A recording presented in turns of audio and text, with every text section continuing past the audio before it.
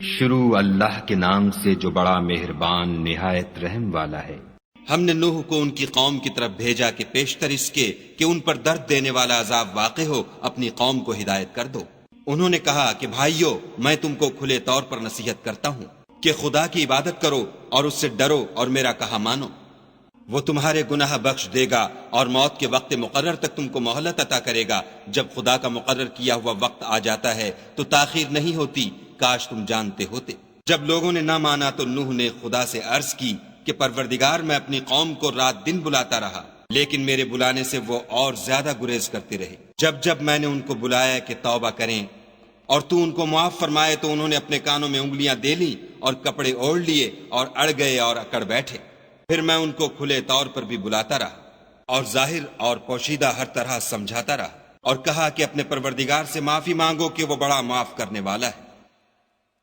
وہ تم پر آسمان سے مہ برسائے گا اور مال اور بیٹوں سے تمہاری مدد فرمائے گا اور تمہیں باغ عطا کرے گا اور ان میں تمہارے لیے نہریں بہا دے گا۔ تم کو کیا ہوا ہے کہ تم خدا کی عظمت کا اعتقاد نہیں رکھتے، حالانکہ اس نے تم کو طرح طرح کی حالتوں کا پیدا کیا ہے؟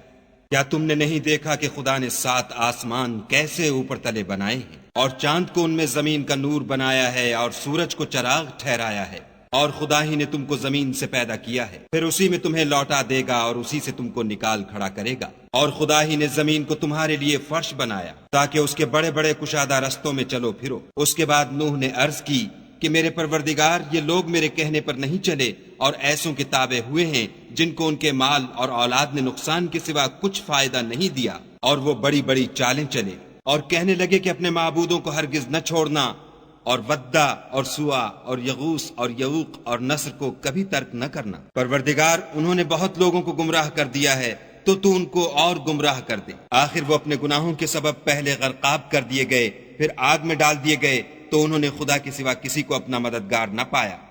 اور پھر نوح نے یہ دعا کی کہ میرے پروردگار، کسی کافر کو روئے زمین پر بستہ نہ رہنے دے۔ اگر تو ان کو رہنے دے گا تو تیرے بندوں کو گمراہ کریں گے، اور ان سے جو اولاد ہوگی وہ بھی بدکار اور ناشکر گزار ہوگی۔ اے میرے پروردگار، مجھ کو اور میرے ماں باپ کو اور جو ایمان لا کر میرے گھر میں آئے اس کو اور تمام ایمان والے مردوں اور ایمان والی عورتوں کو معاف فرما، اور ظالم لوگوں کے لیے اور زیادہ تباہی بڑھا۔